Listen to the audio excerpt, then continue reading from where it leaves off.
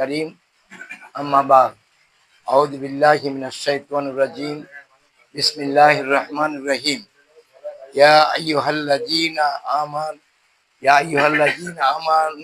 آمنوا اركعوا واسجدوا واعبدوا ربكم وافعلوا الخير لعلكم تفلحون وجاهدوا في الله حق جهاده إلى آيات آخر।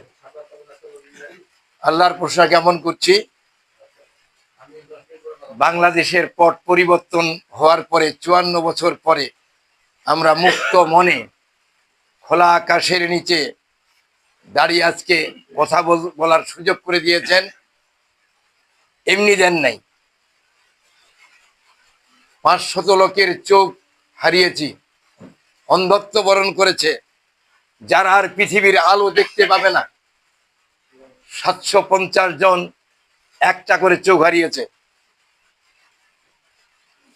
৩৫,০০০ মানুষ আহত, পুঙ্গুত্ব এবং বাড়ি ঘর, ব্যবসা বাণিজ্য প্রতিষ্ঠান হারিয়েছে। এর মাধ্যম দিয়ে আল্লাহ তাবারাক তাআলা আমাদেরকে কোরআনুল কারীমের কথাগুলো বলার সুযোগ করে দিয়েছেন, বসার সুযোগ করে দিয়েছেন।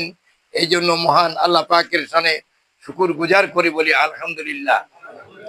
প্রিয় নবীর প্রতি দরুদ ও সালাম, যিনি মানবতার মুক্তির জন্যই প্রেরিত হয়েছেন, মানবতার শ্রেষ্ঠ সেবক হিসাবে, সেই নবী হযরত মুহাম্মদ মুস্তাফা সাল্লাল্লাহু আলাইহি সাল্লামের প্রতি অগণন দরুদ ও সালাম।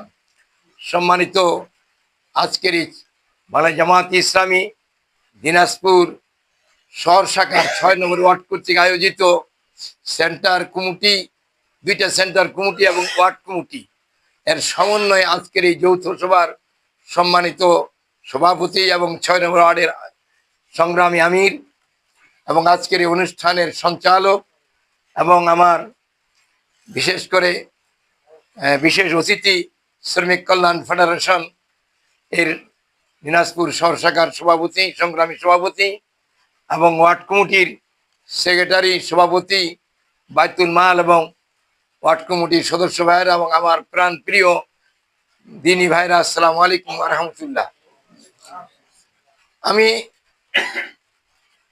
প্রথম যে আয়াতে কারিমা তেলাওয়াত করেছি এর কিছু ব্যাখ্যা দিয়ে আমার সামনের দিকে আগাবো। আমার নৈতিক দায়িত্ব কি আমাদের এ বিষয়ে বলবো। আল্লাহ তাবারাক তাআলা এখানে ঈমানদারকে ডেকে বলছেন, হে ঈমানদারেরা, হে ঈমানওয়ালারা, শুনো, তোমরা রুকু করো।